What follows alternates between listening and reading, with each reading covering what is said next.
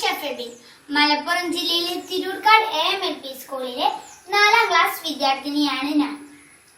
ഇന്നത്തെ ടാലന്റ് ലാബിന്റെ ക്ലാസ്സിലേക്ക് എല്ലാവർക്കും സ്വാഗതം. ടാലന്റ് ലാബിന്റെ എല്ലാ പ്രവർത്തനങ്ങളും ഇത്രയും ഭംഗിയായി കോർത്തിണക്കിയ അധ്യാപക കൂട്ടത്തിന്റെ അഡ്മിനും സ്ഥാപകനുമായ രതീഷ് സാറാണ് ഇന്ന് നമുക്കിവിടെ ക്ലാസ് എടുക്കുന്നത് എന്ന വിവരം ഞാൻ സന്തോഷപൂർവ്വം അറിയിക്കുന്നു. നമ്മുടെ ബുദ്ധിയിലെ സർഗാത്മകതയെ എങ്ങനെ വികസിപ്പിക്കാം എന്നതിനെ കുറിച്ചാണ് സാർ ഇന്ന് നമുക്കിവിടെ ക്ലാസ് എടുക്കുന്നത്. നമ്മുടെ പ്രിയപ്പെട്ട രതീഷ് സാറിനെ ഈ ക്ലാസ്സിലേക്ക് ഞാൻ ഹൃദയപൂർവ്വം സ്വാഗതം ചെയ്യുന്നു. കൂടാതെ മറ്റുള്ള സുഹൃത്തുക്കളെയും രക്ഷിതാക്കളെയും അധ്യാപകരെയും ഞാൻ ഈ ക്ലാസ്സിലേക്ക് സ്വാഗതം ചെയ്യുന്നു. നന്ദി, നമസ്കാരം. നമസ്കാരം, ഞാൻ രതീഷാണ്. നിങ്ങളിൽ ചിലർക്കെങ്കിലും പരിചയം ഉണ്ടായിരിക്കും. അധ്യാപക കൂട്ടം എന്ന ഗ്രൂപ്പ് ക്രിയേറ്റർ അഡ്മിൻ എന്ന നിലയിൽ ഞാൻ പത്തനംതിട്ട ജില്ലയിൽ കടമ്പനാട് വിവേകാനന്ദ LP സ്കൂളിലെ അധ്യാപകനാണ്. നിങ്ങളിൽ ചില കുട്ടികളെങ്കിലും അല്പം വിഷമ അവസ്ഥയിലാണ് എന്ന് അറിയാം. കോവിഡിനോടൊപ്പം തന്നെ അപ്രതീക്ഷിതമായിട്ട് വന്ന മഴ, കൂടുതലായി പെയ്ത മഴയും അതിന്റെ കെടുതികളും ചിലരെങ്കിലും അതിൻ്റെതായ ബുദ്ധിമുട്ടുകൾ അനുഭവിച്ചിട്ടുണ്ടാകും. എങ്കിലും എല്ലാ വിഷമങ്ങളും ഉടൻ തന്നെ മാറുമെന്നും വീണ്ടും പഴയ പോലെ ഒരവസ്ഥയിലേക്ക് വളരെ വേഗം തന്നെ നമ്മൾ എത്തപ്പെടും എന്നും വിശ്വസിക്കും. കഴിഞ്ഞ കുറച്ച് ആഴ്ചകളായിട്ട് നമ്മൾ ടാലന്റ് ലാബിൽ വിവിധ തരത്തിലുള്ള ടാലന്റുകളെ കുറിച്ചാണ് ചർച്ച ചെയ്തുകൊണ്ടിരിക്കുന്നത്. അവിടെ കഥകളെ കുറിച്ച് പറഞ്ഞു, കവിതകള്, നാടൻ പാട്ട്, അങ്ങനെ പല പല മേഖലകളെ കുറിച്ചാണ് നമ്മൾ ചർച്ച ചെയ്തത്. നൃത്തഗണിതം ഉൾപ്പെടെ ഒരുപക്ഷെ നമ്മൾക്ക് എല്ലാം അതിശയമുണ്ടാക്കിയ ഒരു ക്ലാസ് ആയിരുന്നു. നൃത്തത്തില് നമ്മൾ സാധാരണ നൃത്തം ആസ്വദിക്കുമ്പോൾ ശ്രദ്ധിക്കാതിരുന്ന ഒരു മേഖലയാണ് അത് നമ്മൾ പരിചയപ്പെട്ടത്. അതുപോലെ ഓരോന്നും വളരെ മികച്ച പല പല കാര്യങ്ങൾ, എങ്ങനെയാണ് ഒരു നല്ല കഥയിലേക്ക് എത്തേണ്ടത്, സ്മിത കോടനാട് മേഡം ഉൾപ്പെടെ. അതിന് തൊട്ടു മുമ്പ് നാടൻ പാട്ടുകളുടെ വിവിധ ഭാഗങ്ങളെ കുറിച്ച് നമ്മൾ ചർച്ച ചെയ്തു. വിജയൻ മാഷിന്റെ പ്രകടനങ്ങൾ നമ്മൾ കണ്ടു. അങ്ങനെ പല രീതിയിൽ നമ്മൾ അതിശയിക്കത്തക്ക രീതിയിലുള്ള ഒരുപാട് മേഖലകളിലൂടെ നമ്മൾ കടന്നുപോയി. ചില കുട്ടികളുടെ പ്രകടനവും അത്തരത്തിലായിരുന്നു. ചിലർ നാടൻ പാട്ടിൽ വളരെ മികച്ച പ്രകടനം നടത്തിയവരുണ്ട്. ചിലരാകട്ടെ കഥ എഴുതുന്നതിലാണ്. ചിലര് എന്നാൽ എല്ലാ മേഖലയിലും എല്ലാ കുട്ടികളും ഒരേപോലെ ആയിരുന്നില്ല. അതൊരിക്കലും ഉണ്ടാവുകയില്ല. എന്തുകൊണ്ടാണ് അങ്ങനെ സംഭവിക്കുന്നത്? നിങ്ങൾ ചിന്തിച്ചിട്ടുണ്ടോ? അതിലൊരിക്കലും ഒരാളും വിഷമിക്കേണ്ടതില്ല കേട്ടോ. കാരണം പ്രകൃതി തന്നെ അങ്ങനെയാണ്. നമ്മൾ കേട്ടിട്ടില്ലേ, എല്ലാം തികഞ്ഞവരായിട്ടല്ല ആരുമില്ല. നിങ്ങള് പ്രകൃതിയിലേക്ക് നോക്കൂ. ഒരു കുരങ്ങനെ നോക്കി, അവൻ നന്നായിട്ട് മരം കയറുന്നത് കാണാം. എന്നാൽ കുരങ്ങിന് പറവയെ പോലെ പറക്കാൻ കഴിയുമോ? എന്നാൽ ഒരു മീനിനെ പോലെ നീന്താൻ കഴിയുമോ? കുരങ്ങനെ നോക്കിയിട്ട് നീ ഒരു മണ്ടനാണ്, നിനക്ക് ആ കിടക്കുന്ന മീനിനെ പോലെ നീന്താൻ കഴിയില്ല എന്ന് പറഞ്ഞിട്ട് അപ്പോൾ ആരാണ് യഥാർത്ഥത്തിൽ മണ്ടൻ? കുരങ്ങനാണോ മണ്ടൻ, അതോ ഇങ്ങനെ വിലയിരുത്തപ്പെടുന്നവനാണോ? നമ്മൾ പല സമയത്തും ഇത്തരത്തിൽ ചില വിലയിരുത്തലുകൾക്ക് വിധേയരാകാറുണ്ട്. നമ്മുടെ അച്ഛനമ്മമാർ അവരറിഞ്ഞോ അറിയാതെയോ നമ്മളെ എന്ത് ചെയ്യുന്നു? മറ്റു കുട്ടികളെ വെച്ച് കമ്പയർ ചെയ്യാറുണ്ട്. ഒരിക്കലും ചെയ്തുകൂടാത്ത. കാരണം കുരങ്ങന് മരം കയറാൻ മാത്രമേ കഴിയൂ, അല്ലെങ്കിൽ മീനിന് നീന്താൻ മാത്രമേ കഴിയൂ. മനുഷ്യനെ സംബന്ധിച്ച് മറ്റു ചില പ്രത്യേകതകളുണ്ട്. മനുഷ്യന് ചില മേഖലകളിൽ കുറച്ച് കൂടുതൽ കഴിവുണ്ടാവാം. അതോടൊപ്പം തന്നെ മറ്റു മേഖലകളിൽ ഒരു ആവറേജോ അല്ലെങ്കിൽ കുറച്ചെങ്കിലും കഴിവൊക്കെ ഉണ്ടാവും. ഓടാൻ കഴിയുന്നില്ല, അങ്ങനെ ഒരു കുട്ടി ഉണ്ടോ? നടക്കാൻ കഴിയുന്ന ഒരു കുട്ടിക്ക് അത്യാവശ്യം ഓടാൻ കഴിയും, മറ്റ് ശാരീരിക ബുദ്ധിമുട്ടുകൾ ഇല്ലാത്ത ഒരാളുടെ കാര്യമാണ്. പക്ഷെ വളരെ വേഗത്തിൽ അല്ലെങ്കിൽ അവനേക്കാൾ വേഗത്തിൽ ഓടാനാണ് ബുദ്ധിമുട്ടുണ്ടാകുന്നത്. പഠന കാര്യത്തില് ചിലപ്പോ കണക്കിലും മിടുക്കനായിരിക്കും, പക്ഷെ മലയാളത്തിൽ അത്ര പോരാ എന്ന അവസ്ഥയേ ഉള്ളൂ. കുരങ്ങനെ പോലെ മരം മാത്രം കയറാനേ അറിയൂ, അല്ലെങ്കിൽ പറക്കാനേ കഴിയില്ല. ആ ഒരു അവസ്ഥ മനുഷ്യരെ സംബന്ധിച്ചില്ല. അപ്പൊ നിങ്ങൾ ആരും മോശക്കാരല്ല. നിങ്ങൾ ഒരിക്കലും എന്ത് ചെയ്യണ്ട, ഒരു മേഖലയിൽ അല്ലെങ്കിൽ ഏതെങ്കിലും ഒരു ഭാഗത്ത് അല്പം പിന്നോക്കം പോയി എന്ന കാരണത്താൽ ഒരിക്കലും വിഷമിക്കേണ്ടതില്ല. നമുക്ക് നമ്മളുടെ ഉള്ളിലെ മറ്റു ചില കഴിവുകൾ ഉണ്ടാവും. ആ കഴിവുകൾ ഏതെന്ന് തിരിച്ചറിയുക, അവയെ വികസിപ്പിക്കാൻ നോക്കുക. അങ്ങനെ വികസിപ്പിക്കുന്നതിന് ചില കാര്യങ്ങൾ ശ്രദ്ധിക്കേണ്ടതുണ്ട്. ചില അച്ഛനമ്മമാരോ ടീച്ചർമാരൊക്കെ പറയും ബുദ്ധിയില്ലാത്തവരെ. ഒരിക്കലും ശരിയല്ല. അങ്ങനെ ഒരു കുട്ടിയേ ഇല്ല. ജീവനുണ്ടോ അവന് ബുദ്ധിയുണ്ട്. അതിന്റെ ഏറ്റക്കുറച്ചിലുകളുണ്ടാവും. നമുക്ക് എന്ത് ചെയ്യാൻ പറ്റും? ചില ഭാഗങ്ങളില് നമുക്ക് എവിടെയാണോ കോൺസെൻട്രേറ്റ് ചെയ്യേണ്ടത് ആദ്യം നമ്മൾ നമ്മുടെ ഉള്ളിലേക്ക് നോക്കുക. നമുക്ക് എന്തെല്ലാം കഴിവുണ്ട് തിരിച്ചറിയുക, ആ കഴിവിനെ വികസിപ്പിക്കാൻ നോക്കുക. അങ്ങനെ വരുമ്പോൾ നമുക്ക് എന്ത് ചെയ്യാൻ പറ്റും? കൂടുതൽ വിജയത്തിലേക്ക് പോകാൻ സാധിക്കും. അപ്പൊ അതിന് ചില ഞുണുക്ക് വഴികൾ അല്ലെങ്കിൽ ചില പ്രാരംഭഘട്ടം, അത് അഗാധമായിട്ട് അത് ശാസ്ത്രീയമായ പഠനങ്ങളുടെ അടിസ്ഥാനത്തിലുള്ള കൃത്യമായ അങ്ങനെയൊന്നുമല്ല കേട്ടോ. സാറ് ഇത്തരത്തില് ചില കാര്യങ്ങൾ കേട്ടിട്ട് അതിനെക്കുറിച്ച് നിങ്ങളുടെ അടുത്ത് ചെറിയ ചെറിയ കാര്യങ്ങൾ പറഞ്ഞു തരാൻ വേണ്ടിയിട്ടാണ് ഇന്ന് വന്നിരിക്കുന്നത്. ഓക്കെ, നമ്മൾ പറഞ്ഞു വന്നത് പലതരം കഴിവുകളെ കുറിച്ചല്ലേ. ഇനി സാർ ഒരു ചെറിയ ടെസ്റ്റ് നടത്താൻ പോകും. ഞാനിവിടെ ഒരു വൃത്തം വരയ്ക്കാൻ പോവാ. നിങ്ങൾ എന്ത് ചെയ്യുക? ഒരു പേനയെടുത്ത് ഒരു വൃത്തം വരയ്ക്കും. ജസ്റ്റ് ഒരു സർക്കിൾ.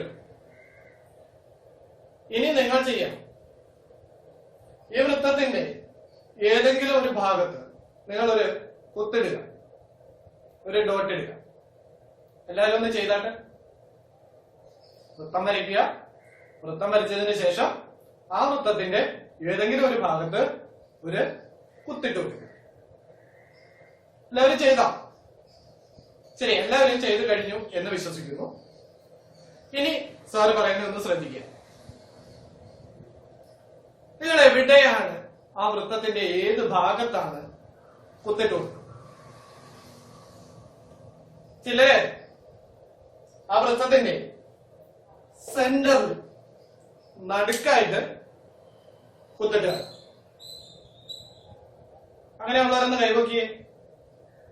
ശരി, ഇനി ചിലര് ആകട്ടെ സെന്ററിലല്ല, ഒരല്പം അങ്ങോട്ടും ഇങ്ങോട്ടോ മാറിയിട്ട്.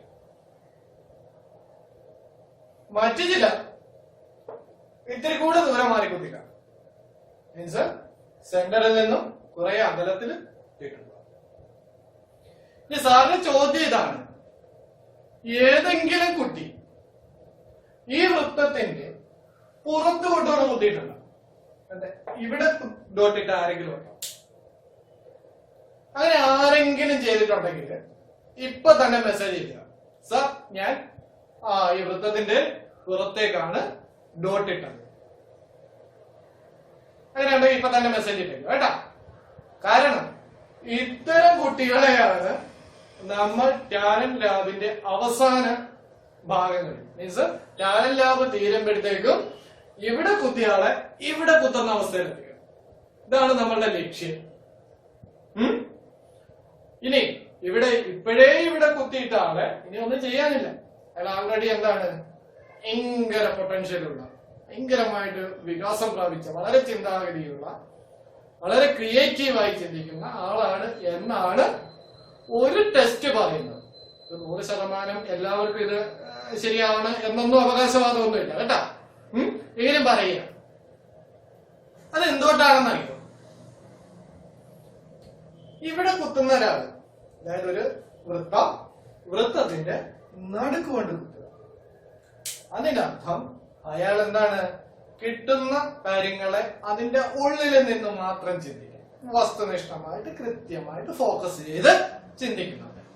അതായത് ഇടം വരെ ഒന്നും നോക്കുകയോ അല്ലെങ്കിൽ കൂടുതൽ വിശാലമായ ചിന്തകളോ ഒന്നും അവരിൽ നിന്ന് പ്രതീക്ഷിക്കേണ്ട. എന്നാല് ഈ അല്പം കൂടി മാറിക്കുത്തിയ ആളുകളുണ്ട്. അവർ ഇത്രയൊക്കെ ക്രിയേറ്റീവാണ്. ഒരു കാര്യം കിട്ടിയാല് അത് എങ്ങനെയാണെങ്കിൽ ഇങ്ങനെ ചെയ്യാറുണ്ട്, അല്ലെങ്കിൽ ഇത്തിരി കൂടെ ഇങ്ങനെ മാറ്റാൻ പറ്റും എന്ന രീതിയിൽ. ഇനിയൊന്ന് പുറത്തു പോകുന്ന ആളോ, അവര് നല്ല ക്രിയേറ്റീവായിട്ട് ചിന്തിക്കുന്നു, വളരെ വിശാലമായിട്ട്. ഒരു വിഷയം കിട്ടിക്കഴിഞ്ഞാൽ അതിനെ വെച്ചിട്ട് എന്താണ് അതിന്റെ അങ്ങേ അറ്റം സ്വപ്നജീവികൾ എന്നൊക്കെ പറയുന്നത്. സ്വപ്നം കാണുന്നത് മോശപ്പെട്ട സ്വപ്നത്തിന്റെ കാര്യം, ചിന്തകൾ കൊണ്ട് അല്ലെങ്കിൽ കൂടുതൽ ക്രിയാത്മകമായിട്ട് ചിന്തിക്കുന്ന ആളുകൾ. കാരണം ഈ വൃത്തത്തിന്റെ ഭാഗം തന്നെയാണ് ഈ വൃത്തത്തിന്റെ പുറം വശം. ഒരു വൃത്തം കിട്ടുമ്പോൾ ആ വൃത്തത്തിന്റെ സെന്റർ മാത്രമല്ല, ഉള്ളു മാത്രമല്ല, ഈ വൃത്തത്തിന് പുറത്തൊരു വിശാലമായ ഏരിയ ഉണ്ട്. ഇപ്പൊ ഞാൻ ഇവിടെ നിന്ന് ഈ ബോർഡിനും പുറത്ത് വേണമെങ്കിൽ കൊണ്ടുവന്ന് എനിക്ക് കുത്തിടാം. കാരണം എന്താണ്, ആ ബോർഡിന്റെ പുറത്തുള്ള വശം എന്ന് പറയുന്നത്, അത് ആ ഒരു ഭാഗം എന്ന് പറയുന്നത് അതും വൃത്തത്തിന്റെ ഭാഗമാണ്, വൃത്തത്തിന്റെ പുറത്തുള്ള ഭാഗം. അപ്പൊ അത്തരത്തിൽ ചിന്തിക്കാൻ കഴിയില്ല. അവിടെയാണ് ക്രിയേറ്റിവിറ്റി കൂടുതലായിട്ടുള്ള വ്യക്തിത്വങ്ങൾ ഉണ്ടാകുന്നത്. ഓക്കെ സാറേ, ഒരു കഥ പറയട്ടെ. കഥയല്ല, ഇന്നലെ രാത്രിയില് സാർ ഇങ്ങനെ ഉറങ്ങാൻ കിടക്കുക, എന്നൊരു ചെറിയ മയക്കം വന്നു. പെട്ടെന്നാണ് ഒരു മൂളിപ്പാട്ട് കേട്ടത്. ഒരു പെണ്ണാണ്. ശ്രദ്ധിച്ചു. ആ മൂളിപ്പാട്ട് ഞാൻ കിടക്കുന്നതിന് അടുത്തേക്ക് വരികയാണ്. വളരെ മനോഹരമായ ശബ്ദം. കുറച്ചു നേരം ആ മൂളിപ്പാട്ട് കേട്ടിങ്ങനെ ഇരുന്നു. മയക്കത്തില് സ്വപ്നം കണ്ടതായിരിക്കും എന്ന് നിങ്ങൾ കരുതി കാണണം അല്ലേ? കുറച്ചു കഴിഞ്ഞപ്പോഴേ ഒരു ചെറിയ ഒരു അസ്വസ്ഥത. പാട്ട് നിലച്ചു. എന്താണ് സംഭവിച്ചത്? ടപ്പേ ഒറ്റയടിക്ക് ഞാൻ ആ കൊതുകിന് കൊന്നു കളഞ്ഞു. എന്താണ് സാറിവിടെ പറഞ്ഞ മൂളിപ്പാട്ട് പാടി വന്നത്? പെണ്ണെന്ന് പറഞ്ഞത് ആരെയാണ്? കൊതുകിനെയായിരുന്നു. ഉറങ്ങാൻ കിടന്നപ്പോഴേ മയക്കത്തിൽ വന്ന കൊതുകിനെ അടിച്ചു കൊന്ന കാര്യമാണ് പറഞ്ഞത്. ഇനി ഇതേ സംഭവം തന്നെ നമുക്ക് ഇങ്ങനെയും പറയാം. ഇന്നലെ ഞാൻ ഉറങ്ങാൻ കിടന്നപ്പോഴ് എന്നെ ഒരു കൊതുക് വന്ന് കുത്തി. ഞാൻ ഒറ്റയടിക്ക് ആ കൊതുകിനെ കൊന്നു. രണ്ടും ഒരേ സംഭവങ്ങളാണ്, പക്ഷെ അവതരണം വ്യത്യസ്തമാണ്. ഒന്ന് ഡയറക്റ്റ് നമ്മൾ പറഞ്ഞു, രണ്ടാമത്തെ അവസ്ഥയിൽ നമ്മൾ നേരിട്ട് കാര്യം പറഞ്ഞു. ഒന്നാമത്തെ അവസ്ഥയിലോ നമ്മൾ ഒരല്പം കൂടി ഭാവനാപരമായിട്ട് ചിന്തിച്ച് അല്പം അതിശയോക്തിയൊക്കെ ചേർത്ത് നമ്മൾ അവതരിപ്പിച്ചു. മുമ്പ് സാറ് പറഞ്ഞതും ഇത് തന്നെയാണ്. ഒരു വൃത്തത്തിന്റെ നടുക്ക് കുത്തുന്ന ആളുണ്ടാകുന്നു. അല്പം കൂടി വിശാലമായിട്ട് കൂടുതൽ ഭാവാത്മകമായിട്ട് കാര്യങ്ങൾ പൊടിപ്പും തൊങ്ങലും ഒക്കെ ചേർത്ത് ഒരു മനോഹരമായ കഥയോ കവിതയോ ചിത്രമോ ഏത് രൂപത്തിൽ വ്യത്യസ്തമായ പല രൂപത്തിലേക്കും മാറ്റി മാറ്റി മറിക്കും. ഇവരാണ് നാളെ ശാസ്ത്രജ്ഞന്മാർ. ശാസ്ത്രജ്ഞന്മാരെ നോക്കുക, ഇല്ലാത്ത ഒന്നിനെ അവർ സൃഷ്ടിക്കുകയാണ്. അവൻ ആദ്യം ഭാവനയിലാണ് ഇത് സൃഷ്ടിക്കുന്നത്. ഓരോ എഞ്ചിനുകൾ അവരിങ്ങനെ സ്വപ്നം കാണുകയാണ്. അവർക്ക് എന്നതുപോലെ ചെയ്യണം, ഇത്ര സെക്കൻഡിനുള്ളിൽ ഇത്ര കിലോമീറ്റർ മറികടക്കുന്ന വാഹനം ഉണ്ടാകും, അല്ലെങ്കിൽ ഇത്രമാത്രം എണ്ണയിൽ എത്ര ദൂരം പോകുന്ന വാഹനം വേണം, എനിക്ക് ഇവിടെ നിന്ന് ചന്ദ്രനിലേക്ക് പോകണം. അവരുടെ സ്വപ്നങ്ങൾ ഇങ്ങനെ കൂടിക്കൊണ്ടിരിക്കുക. അവര് സ്വപ്നം കണ്ടതിന്റെ ഫലമാണ് നമ്മൾ ഇന്ന് കാണുന്ന വെട്ടവും ബൾബുകൾ, ഫാന്, AC, റെഫ്രിജറേറ്റർ. ഇതെല്ലാം സ്വപ്നങ്ങളുടെ ഭാഗമാണ്. ഓരോരുത്തർ കണ്ട സ്വപ്നങ്ങൾ അതെന്ത് ചെയ്യുന്നു, പിന്നീട് അവര് ക്രിയാത്മകമായിട്ട് ഇതിനെ ഫലവത്താക്കി മാറ്റുകയാണ്. എങ്ങനെ ഇത് ഈ സ്വപ്നങ്ങളെ നടപ്പാക്കി മാറ്റാം? നമ്മളുടെ അബ്ദുൽ കലാം പറഞ്ഞതും ഇത് തന്നെയാണ്. നിങ്ങൾ സ്വപ്നം കാണുന്നവരാകുക, ആ സ്വപ്നങ്ങൾ നടപ്പിലാക്കാൻ നിങ്ങൾ പരിശ്രമിക്കുക. നിങ്ങളുടെ കൂടുതൽ ഉറക്കത്തിൽ നിങ്ങൾ എന്ത് ചെയ്യുക? അതേപോലെ ചില കഴിഞ്ഞ തവണ നമ്മള് സ്വപ്നങ്ങളുമായിട്ട് ബന്ധപ്പെട്ട് ചില പ്രവർത്തനങ്ങളൊക്കെ നടത്തി. മിക്ക കുട്ടികളും വന്നിട്ട് എനിക്ക് IAS എടുക്കണം, ഡോക്ടറാവണം എന്നൊക്കെ ഭയങ്കരമായിട്ട് സംസാരിക്കുന്നു. എന്നാൽ ഈ പറഞ്ഞ കുട്ടികളെല്ലാവരും അതിനനുസരിച്ച് പ്രവർത്തിക്കുന്നുണ്ടോ എന്നുകൂടി നോക്കേണ്ടത്. അപ്പോഴാണ് സ്വപ്നങ്ങൾ എന്താണ് ഫലവത്താകാൻ വേണ്ടിയിട്ട് പരിശ്രമങ്ങളുള്ളവരായി പരിശ്രമശാലികളും കൂടി കൈമാറുന്നത്. അത്തരം ആളുകളെയാണ് നമുക്ക് വേണ്ടത്. രാഷ്ട്രത്തിന് ആവശ്യം അത്തരം ആളുകളെയാണ്. നല്ല സ്വപ്നങ്ങൾ കാണുകയും ആ നല്ല സ്വപ്നങ്ങൾ നടപ്പിലാക്കാൻ പ്രയത്നിക്കുകയും ചെയ്യുന്നവരായിട്ട് നമ്മൾ മാറേണ്ടത്. മക്കളെ, ആദ്യമേ സാർ ഒരു കാര്യം പറഞ്ഞില്ലായിരുന്നു? അതായത് എല്ലാവർക്കും എല്ലാ കഴിവുകളും ഒരുപോലെ ആകണമെന്നില്ല, ഏറ്റക്കുറച്ചിലുകൾ ഉണ്ടാകും. പറഞ്ഞത് ഓർമ്മയില്ലേ? ഇതിനെ എല്ലാം നിയന്ത്രിക്കുന്നതാരാണ്? ഇപ്പൊ എനിക്ക് ഇവിടെ നിന്ന് നന്നായിട്ട് എനിക്ക് പാടണം, ഞാൻ നന്നായിട്ട് പാടുകയാണ് എങ്കിൽ ആ പാട്ട് പാടാനുള്ള കഴിവ് എനിക്ക് എങ്ങനെയാണ് ലഭിക്കുന്നത്? അല്ലെങ്കിൽ എനിക്ക് നന്നായിട്ട് കഥ എഴുതാനുള്ള കഴിവുണ്ട്, അല്ലെങ്കിൽ നൃത്തം ചെയ്യാനുള്ള കഴിവുണ്ട്. ഈ കഴിവിനെയൊക്കെ നിയന്ത്രിക്കുന്നത് ആരാണെന്ന് നിങ്ങൾ ചിന്തിച്ചിട്ടുണ്ടോ? നിങ്ങളുടെ ശരീരമൊക്കെ ഇങ്ങനെ വഴക്കത്തക്ക രീതിയിൽ കൈകൾ ഇങ്ങനെ പോകണം, അല്ലെങ്കിൽ കാലുകൾ ഇങ്ങനെ ചുവട് വെക്കണം, അല്ലെങ്കിൽ സ്വരം ഇങ്ങനെയായിരിക്കണം, അതിന്റെ സ്ഥാനങ്ങൾ ഇങ്ങനെയാണ് എന്നൊക്കെ നിങ്ങളെ കൺട്രോൾ ചെയ്യുന്നത് ആരാണ്? നീ ഇതെല്ലാം വിട്ടേക്കൂ.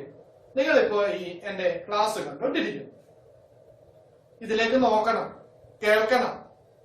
കേട്ട കാര്യങ്ങൾക്ക് എന്ത് സംഭവിക്കുന്നു നിങ്ങൾ ചിന്തിച്ചിട്ടുണ്ടോ? ഇതിനൊക്കെ ആരാ നിയന്ത്രിക്കുന്നത്? റൈറ്റ്, ആരാണ്? നമ്മളുടെ തലച്ചോറാണ്. നിങ്ങൾക്ക് കിട്ടുന്ന ഓരോ ഇൻപുട്ടുകളും നിങ്ങളുടെ തലച്ചോറിലെത്തി അവിടെയാണ് പ്രോസസ് ചെയ്യുന്നത്, അല്ലേ? ഈ തലച്ചോറിന്റെ വികാസം അനുസരിച്ചാണ് മനുഷ്യന്റെ പ്രതികരണങ്ങൾ, പ്രകടനങ്ങൾ. നമ്മളുടെ തലച്ചോറ് പ്രധാനമായിട്ട് രണ്ട് ഭാഗങ്ങളുണ്ട്.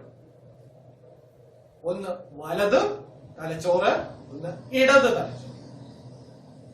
വലതും ഇടതും ഇവരാണ് നമ്മളുടെ കഴിവുകൾ എത്രത്തോളം ഉണ്ടാകണം എന്ന ഒരു തീരുമാനത്തിലെത്തുന്നത്. അവരുടെ വികാസം, ഈ ഇടത് തലച്ചോറിന്റെയും വലത് തലച്ചോറിന്റെയും വികാസത്തിനനുസരിച്ചാണ് നമ്മൾ മനുഷ്യരുടെ പ്രകടനങ്ങൾ, പ്രതികരണം.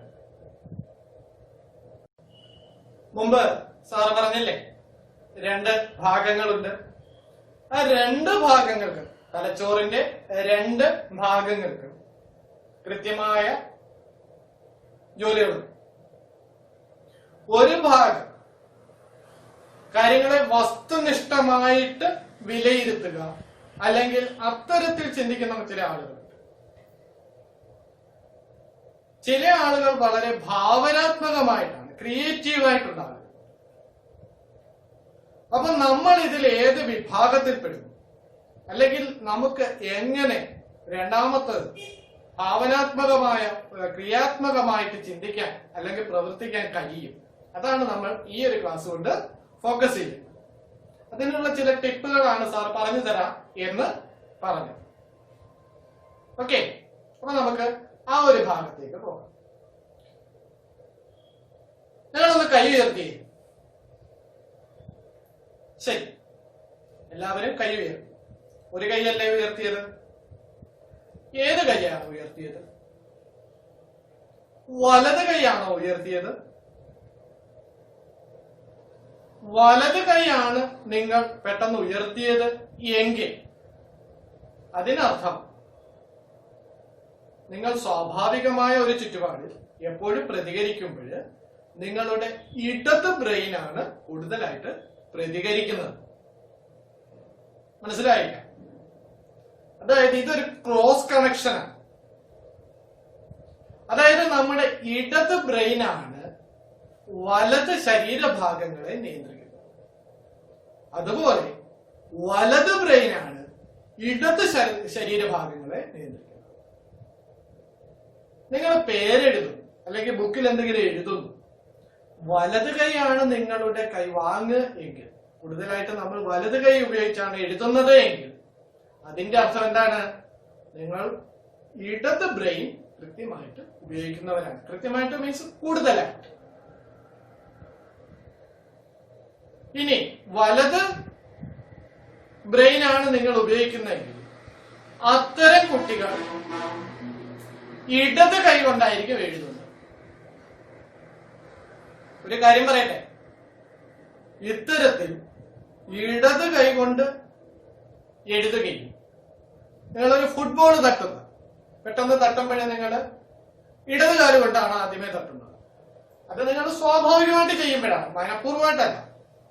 ഞാൻ ഈ ബാളിനെ ഇടത് കാല് കൊണ്ട് തട്ടാം എന്ന ഒരു ചിന്തയുടെ പുറത്തല്ല. ജസ്റ്റ് പോകുന്ന വഴിക്ക് ഒരു കല്ല് കണ്ടു, ഒരു ബോൾ കണ്ടു, അതിനൊരു തട്ട് കൊടുക്കണം. തട്ടുമ്പോഴ ആദ്യമേ ഇടത് കാല് വെച്ചാണ് തട്ടുന്നതെങ്കിൽ അതിന്റെ അർത്ഥം എന്താണ്? നിങ്ങളുടെ വലത് ബ്രെയിൻ ഷാർപ്പാണ്. ഇനി ഏതായാലും എന്താ എന്ന് ചിന്തിക്കുന്ന ചില ആളുകളുണ്ടാവും. ഇടതായാലും വലതായാലും ബോള് മുന്നോട്ട് പോയാൽ പോരെ എന്ന് ചിന്തിക്കുന്നവരുണ്ടാവും. ഇനി അവരുടെ അറിവിലേക്കായിട്ട് പറയുകയാണ്, നിങ്ങളുടെ വലത് ബ്രെയിൻ കൂടുതലായിട്ട് ഉപയോഗിച്ചാൽ നിങ്ങളുടെ ക്രിയേറ്റിവിറ്റി കൂടാൻ സാധ്യതയുണ്ട്. നമ്മുടെ ക്രിയാത്മകമായ പ്രവർത്തനങ്ങളെ നിയന്ത്രിക്കുന്നത് നമ്മുടെ വലത് ബ്രെയിനിലാണ്, വലത് തലച്ചോറാണ്. ബഹുഭൂരിപക്ഷം ആളുകളും എന്താണ് തിരിച്ചാണ് ചെയ്യുന്നത്, അല്ലെ? എല്ലാം വസ്തുനിഷ്ഠമായിട്ട്. അതായത് ഇടത് തലച്ചോറാണ് കൂടുതൽ ആളുകളുടെയും വികാസം പ്രാപിച്ചിരിക്കുന്നത്. അതുകൊണ്ടാണ് എല്ലാവരും കവികളോ കഥാകൃത്തുകളോ ചിത്രകാരന്മാരോ നർത്തകികളോ മറ്റ് മേഖലകളിൽ അത്തരത്തിലുള്ള വികാസം പ്രാപിക്കാത്തവരായിട്ട് നമ്മൾ അനുഭവപ്പെടുന്നത്. ഒരു ഫീലിംഗ് മാത്രമാണ്. അത് വേണമെങ്കിൽ എന്ത് ചെയ്യാം? മനഃപൂർവമായ ചില ഇടപെടലുകളിലൂടെ നമുക്ക് വേണമെങ്കിൽ ചില കഴിവുകൾ നമ്മൾ എന്താ അല്പം തീയുണ്ട്, നമുക്ക് ഊതി ഊതി എന്ത് ചെയ്യാം? ആളി കത്തിക്കാം. അതാണ് ആദ്യമേ സാർ ഒരു കാര്യം പറഞ്ഞില്ലേ, നിങ്ങൾ എന്ത് കഴിവുണ്ട് എന്ന് നിങ്ങൾ തിരിച്ചറിയാൻ ശ്രമിക്കണം എന്ന് പറഞ്ഞില്ലേ. ഇപ്പൊ നിങ്ങൾ കുഞ്ഞുങ്ങളാണ്, ഇപ്പൊ നിങ്ങൾക്ക് പല പല കഴിവുകളുണ്ടാവും.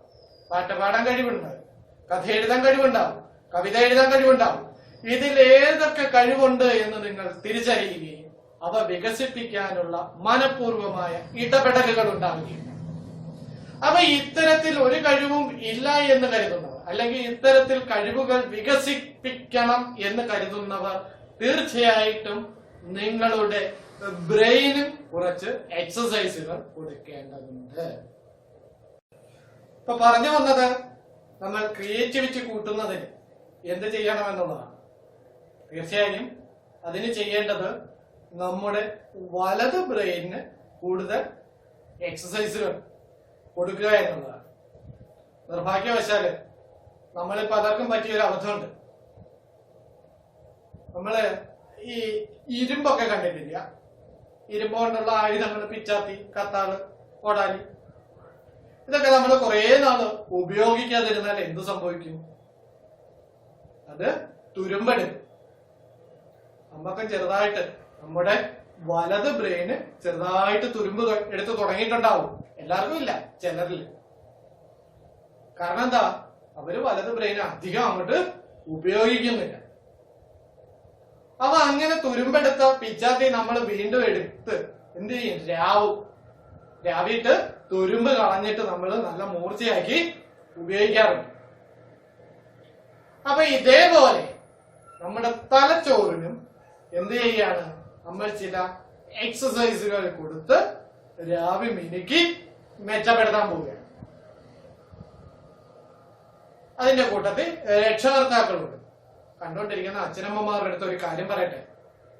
നിങ്ങൾ ചെയ്ത ഒരു തെറ്റിനെ കുറിച്ച് പറഞ്ഞു.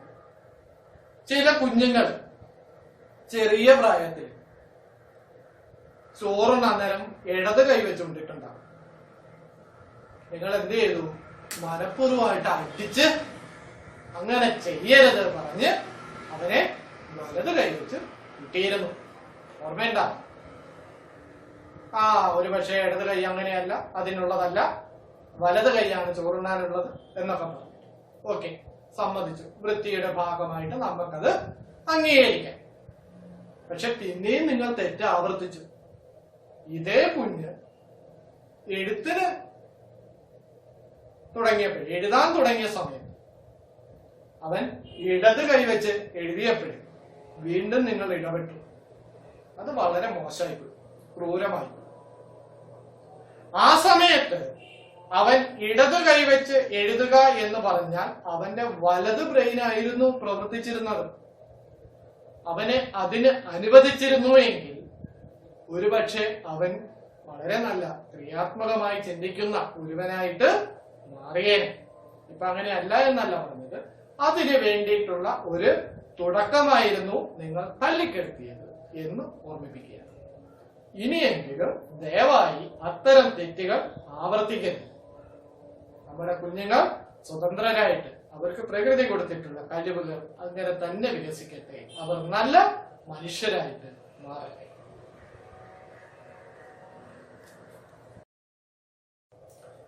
നമ്മുടെ വലത് ബ്രെയിനും ഇടത് ബ്രെയിനും ഒരുപോലെ ഉപയോഗിക്കുക, അല്ലെങ്കിൽ ഇപ്പോൾ ഉപയോഗിച്ചുകൊണ്ടിരിക്കുന്നതിനേക്കാൾ കുറച്ചുകൂടി കൂടുതൽ ജോലി നമ്മൾ വലത് ബ്രെയിനിന് കൊടുക്കുക.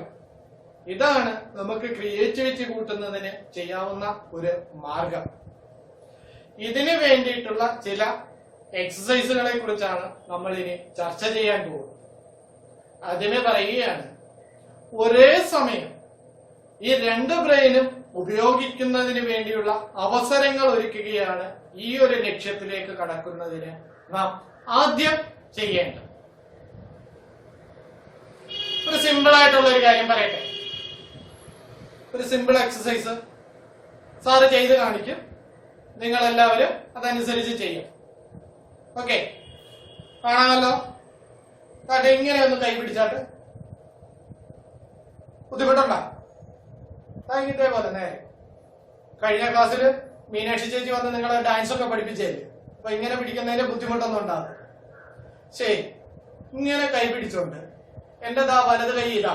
നിങ്ങളുടെ സ്ക്രീനിൽ നോക്കുമ്പോൾ ചിലപ്പോ തിരിഞ്ഞു തോന്നാം, സാരമില്ല. നിങ്ങളുടെ വലത് കൈ അറിയാമല്ലോ, എല്ലാവരും ചോറുണ്ടെന്ന കൈ. ഓക്കെ, ആ വലത് കൈ ഇങ്ങനെ മുന്നോട്ട് കറക്കുക. സിമ്പിൾ, എല്ലാവർക്കും പറ്റും ഇല്ലേ? ശരി, ബുദ്ധിമുട്ടൊന്നുമില്ലേ? കൈക്ക് വേദന, പ്രശ്നങ്ങളൊന്നുമില്ലേ? ഓക്കെ, അപ്പൊ എന്നെ ഇടത് കൈയും എന്ത് ചെയ്യാണ്? ഞാൻ ഇതേപോലെ മുന്നോട്ട് ഇതാപ്പ വലിയ കാര്യമില്ലേ? നിങ്ങൾക്ക് അതും സാധ്യമായി. ശരി, ഈ രണ്ട് കൈ കൂടെ ഒന്നിച്ച് മുന്നോട്ട് കറക്കിയാലോ? ഒരു പ്രശ്നമില്ല, ഇച്ചിരി കൈ കഴിച്ചാലും കറങ്ങുന്നുണ്ട്, കുഴപ്പമൊന്നുമില്ലേ? വീണ്ടും കൈ ഇങ്ങനെ വെക്കുക, വലത് കൈ പുറകോട്ട് കറക്കുക. ആർക്കെങ്കിലും കറക്കാൻ പറ്റാതുണ്ടോ? കൈയുടെ വിജാഗിരി എല്ലാം ഓക്കെ ആണല്ലോ. ഇടത് കൈ ഒന്ന് കറക്കിക്കാട്ട്, പ്രശ്നമൊന്നുമില്ല. ഇത്രയും സിമ്പിൾ ആയിട്ട് ബ്രെയിൻ എക്സസൈസ് കൊടുക്കുന്നതായിരുന്നെങ്കിൽ ഞങ്ങൾ എന്നെ ചെയ്തു തുടങ്ങിയതേ. ഞങ്ങളെല്ലാം ഇപ്പൊ MD ഒക്കെ ആയിരുന്നു ഇല്ല?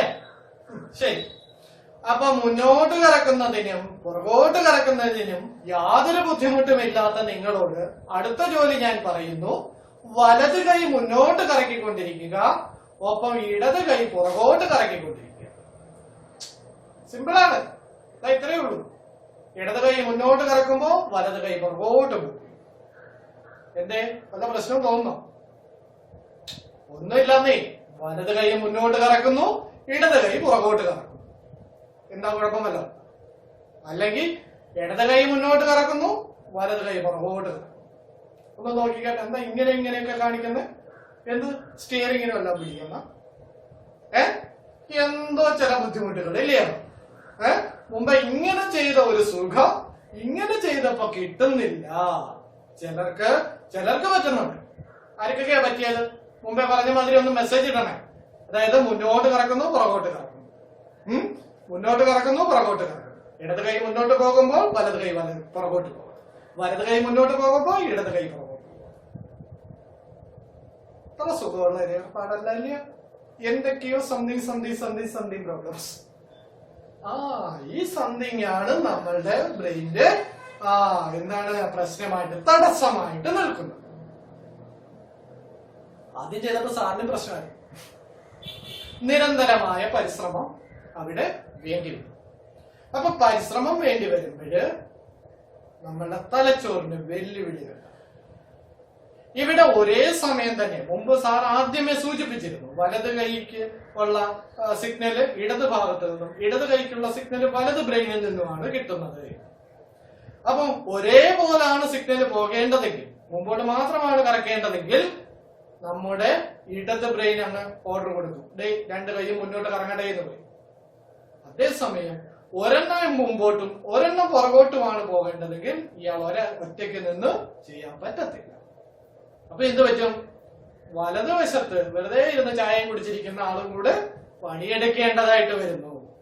വലത് ബ്രെയിനും ഇടത് ബ്രെയിനും ഒരേപോലെ പ്രവർത്തിക്കേണ്ടി വരും. അങ്ങനെ പ്രവർത്തിക്കുമ്പോൾ എന്ത് പറ്റും? വലത്തെ ചുമ്മാതിരുന്ന് ചായയും കടിയും കഴിച്ച് ബിപിയും കൂട്ടി കൊളസ്ട്രോളുമായിട്ടിരിക്കുന്ന നമ്മളുടെ ഉപയോഗമില്ലാതെ ഇരിക്കുന്ന നമ്മുടെ വലത് ബ്രെയിനും ജോലി ചെയ്യേണ്ടി വരും. ഇത്തരത്തിൽ വെല്ലുവിളികൾ ഉയർത്തുന്ന, അതായത് ഒരേ സമയം തന്നെ വ്യത്യസ്ത ജോലികൾ ചെയ്യേണ്ടി വരുന്ന ഒരു അവസരം, അല്ലെങ്കിൽ നമ്മൾക്ക് പരിചിതമല്ലാത്ത അവസ്ഥയിലേക്ക് നമ്മൾ അത്തരം ജോലികൾ നമ്മൾ മനഃപൂർവമായിട്ട് ചെയ്യുന്ന അവസരത്തിൽ നമ്മുടെ വലത് ബ്രെയിൻ പ്രവർത്തിച്ചത്. ഓക്കെ, അപ്പൊ ഇതുമായി ബന്ധപ്പെട്ട് ഒരു എക്സസൈസ് പഠിച്ചല്ലോ. എന്താണ്? ഒരു കൈ മുന്നോട്ട്, അടുത്ത കൈ പുറകോട്ട്. അപ്പൊ ഇത്തരത്തില് ഇനിയും ചില എക്സസൈസുകൾ 1-2 കൂടി സാറ് ഈ ഒരു ഭാഗത്ത് പരിചയപ്പെടുത്താം. ശരി, നമ്മള് ഒരു ഘട്ടം കഴിഞ്ഞു. അതായത് കുറച്ച് കാര്യങ്ങൾ കൂടി നമ്മൾ എന്തൊക്കെ ചെയ്യാമെന്നുള്ളതിനെ കുറിച്ച് മുമ്പ് പറഞ്ഞത് തന്നെ ആവർത്തിക്കുകയാണ്. ഇത് ചിലതൊക്കെ നിങ്ങളിൽ ഓൾറെഡി ചെയ്യാൻ എളുപ്പമായിരിക്കും, അങ്ങനെയുള്ളതിനെ വിട്ടേക്ക്. അത് ഫ്രീ ആയി കഴിയുമ്പോൾ പിന്നെ നമ്മൾ അതിനകത്ത് ഒരു വെല്ലുവിളി ഉണ്ടാക്കുന്നില്ല എന്ന് കരുതുമ്പോൾ ആ ഒരു അവസ്ഥ എത്തിക്കഴിഞ്ഞാൽ നമ്മൾ എന്ത് ചെയ്യും? അതങ്ങ് കളഞ്ഞേക്കുക, അടുത്ത ഭാഗത്തേക്ക് പോകാം. പുതിയത് നമുക്ക് എപ്പോഴും എന്താണ് വേണ്ടത്? കൂടുതൽ റൈറ്റ് ബ്രെയിനിന് കൂടുതൽ ജോലി കൊടുക്കുക എന്നുള്ളതാണ് നമ്മളുടെ ലക്ഷ്യം. അപ്പൊ ഇനി മറ്റൊരു സിമ്പിൾ ടെക്നിക്ക് പറയാം. സിമ്പിൾ ഒന്നും അല്ല കേട്ടോ. നിങ്ങൾക്ക് എല്ലാവർക്കും 1, 2, 10 വരെ ചൊല്ലാൻ അറിയാം. 1, 2, 3, 4, 10 വരെ ഒന്ന് വേഗത്തിൽ ചൊല്ലിയേ. 1, 2, 3, 4, 5, 6, 7, 8, 9, 10. ഓക്കെ, മിടുക്കന്മാരാണ്, എല്ലാവർക്കും അറിയാം അല്ലേ? ശരി, ഇംഗ്ലീഷിലോ? 1, 2, 3, 10 വരെ. 1, 2, 3, 4, 5, 6, 7, 8, 9, 10. ഓ, ശ്വാസം എടുക്കുന്നതിന് മുമ്പ് തീർത്തു. മിടുക്കന്മാരും മിടുക്കികളുമാണ്. ഒന്നുകൂടെ ഒന്ന് പറഞ്ഞേ. 1, 2, 10 വരെ. 1, 2, 3. ഓക്കെ, എല്ലാവരും റെഡി ആയിട്ട്. അങ്ങനെയാണെങ്കിൽ ഇനി സാറ് ഒരു ചെറിയ കാര്യം പറയും. ആദ്യം 1 പറഞ്ഞാൽ, അതായത് നമ്മൾ മലയാളത്തിലാണ് 1, 2, 3 എന്ന് പറയുന്നത് അല്ലേ? ഇംഗ്ലീഷിൽ വരുമ്പോഴാണ് അത് 1, 2, 3 ഈ ഒരു രീതിയിൽ പോകുന്നു. ഇതിനെ ഒന്ന് കൂട്ടിക്കൊഴിച്ചാലോ? എന്താ? അതായത് 1 പറഞ്ഞു കഴിഞ്ഞാൽ തൊട്ടടുത്തത് 2 എന്ന് പറയരുത്. അവിടെ നമ്മള് ഇംഗ്ലീഷ് ഉപയോഗിക്കണം. 2 എന്ന് പറയണം. ആദ്യം 1, പിന്നെ 2, പിന്നെ 3. അതായത് പിന്നീട് 2 കഴിഞ്ഞിട്ട് പിന്നെ നമ്മൾ എന്താണ് ചെയ്യുന്നത്? 3 എന്ന് മലയാളത്തിൽ പറയും. ഒന്ന് പറഞ്ഞു നോക്കിയേ. 1, 2, 3, 4, 5, 6, 7, 8, 9, 10. ഓക്കെ, ഒന്നോടൊന്ന് പറഞ്ഞു നോക്കിയേ. 1, 2, 3, 4, 5, 6, 8, 9, 10. പറയാൻ പറ്റുന്നുണ്ടല്ലോ? ഇനി ആദ്യം പറഞ്ഞ ആ ഒരു വേഗതയില്ലയോ? അവിടെ കിടന്ന് വാശി പിടിച്ച സ്പീഡിൽ പറഞ്ഞത് ഓർമ്മയില്ല. 1, 2, 3, 4, 5, 6, 7, 8, 9, 10 എന്നും പറഞ്ഞിട്ട്, അല്ലെങ്കിൽ 1, 2, 3, 4, 5, 6, 7, 8, 9, 10 എന്നും പറഞ്ഞിട്ട് ഒറ്റ ശ്വാസത്തിൽ പറഞ്ഞു. ആ വേഗതയില് ഇങ്ങനെയൊന്ന് പറഞ്ഞു നോക്കിയാൽ പറ്റുന്നുണ്ടോ? അതായത് 1, 2, 3, 4, 5, 6, 7, 8, 9, 10. ശ്വാസം മുട്ടല് വന്നു. ഒരേ വേഗതയിൽ, അതായത് മുമ്പ് നമ്മൾ ഉപയോഗിച്ചപ്പോഴും ഒരേ ഭാഷയിൽ വന്നപ്പോൾ നമുക്ക് വളരെ വേഗത്തിൽ പറയാൻ പറ്റി. പക്ഷെ മിക്സ് ചെയ്ത് വന്നപ്പോഴോ അങ്ങനെ ചെയ്യാൻ പ്രയാസം അനുഭവപ്പെടും. അപ്പൊ അതൊരു വെല്ലുവിളിയല്ലേ? അപ്പൊ അങ്ങനെ ഒരു പ്രവർത്തനം എങ്ങനെയാണോ നമ്മൾ 1 2 3 4 പറയുന്നത്, അല്ലെങ്കിൽ 1 2 3 4 5 6 പറയുന്നത്, അതേ വേഗതയിൽ തന്നെ ഈ രണ്ടും കൂടി മിക്സ് ചെയ്ത് പറയാൻ ശ്രമിക്കുക. അതും എന്താണ്, നമ്മുടെ ബ്രെയിനിന് കൊടുക്കാവുന്ന ഒരു എക്സസൈസ് ആണ്. ഓക്കെ, അപ്പൊ മക്കളെ, നമ്മൾ എന്താ ഇന്ന് കൂടുതൽ ചർച്ച ചെയ്തത്? നമ്മുടെ വലത് ബ്രെയിന് കൂടുതൽ പ്രവർത്തിപ്പിക്കേണ്ടതിന്റെ ആവശ്യകത എന്തൊക്കെയാണ്, അങ്ങനെ ചെയ്താലുള്ള മെച്ചങ്ങൾ എന്തൊക്കെ, ഇതിനെ കുറിച്ചൊക്കെ അല്ലേ? അപ്പൊ എല്ലാവരും ചെയ്യുമല്ലോ. ഇനി സാറിവിടെ പറഞ്ഞത് മാത്രമല്ല, ഇനിയും ഒരുപാട് നിങ്ങൾ ചെയ്യുന്ന ചില കളികളൊക്കെ ഉണ്ട്. ഇങ്ങനെ ചെവിയിലൊക്കെ പിടിച്ച് കളിക്കുന്ന ചില കളികളൊക്കെ ഇല്ല. ഒരു സമയം കൈകൊട്ടിയിട്ട് ഇങ്ങനെ പിടിക്കുമ്പോ ഇടത് കൈ വന്ന് വലത് ചെവിയിലും വലത് കൈ വന്ന് ഇടത് ചെവിയില്, അടുത്ത തവണ നേരെ തിരിച്ച്, ഇത് വളരെ വേഗത്തിൽ ചെയ്യുന്നു. അങ്ങനെ അവിടെ ഇവിടെയൊക്കെ കാലയിൽ അതുപോലെ തട്ടണം. ഇങ്ങനെയൊക്കെ ചില കളികളൊക്കെ കളിക്കാറില്ലേ? അതായത് ഒരേ സമയം തന്നെ നമ്മൾ കൺഫ്യൂഷൻ ഉണ്ടാക്കും, അടുത്ത തവണ എന്താണ് എന്നുള്ള രീതി. അപ്പൊ അത്തരത്തില് ചില കളികളൊക്കെ ഉണ്ട്. നിങ്ങളുടെ ശ്രദ്ധ കൂട്ടുന്ന ചില ഗെയിമുകൾ അല്ലാതെ ഉണ്ടാവും.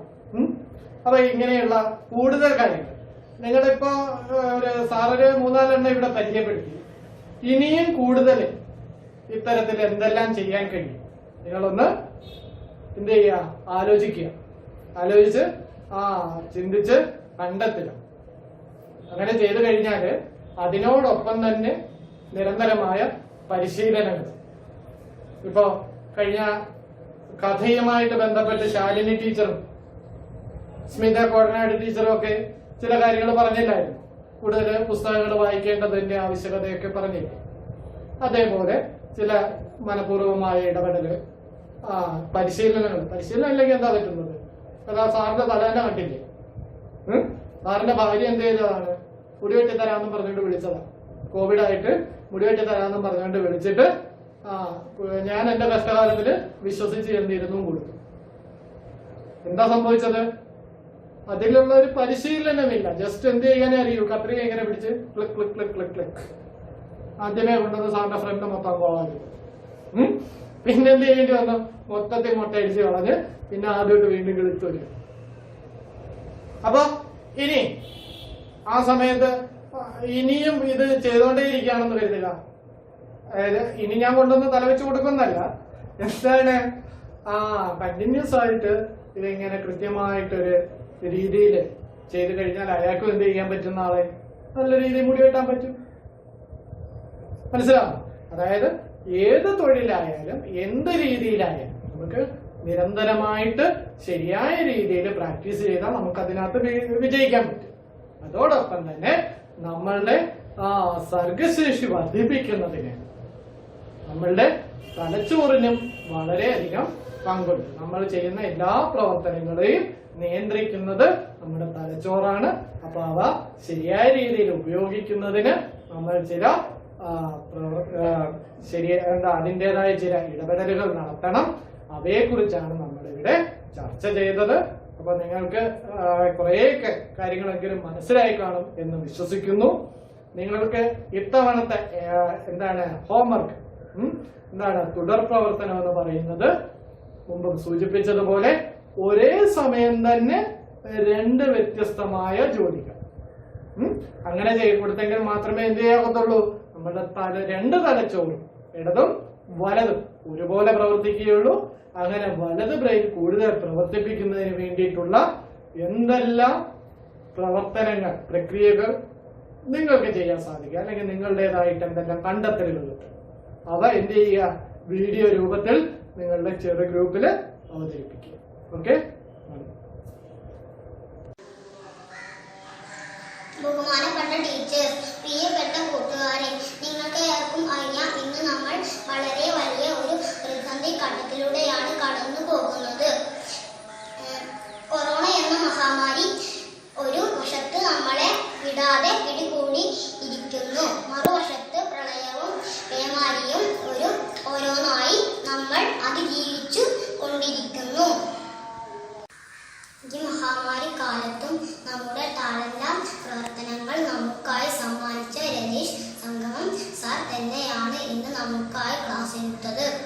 സർഗാത്മക ബുദ്ധി വികാസം എന്ന വിഷയത്തിൽ നമുക്കായി വളരെ നല്ല രീതിയിൽ ക്ലാസ് എടുത്ത കടമ്പനാട് വിവേകാനന്ദ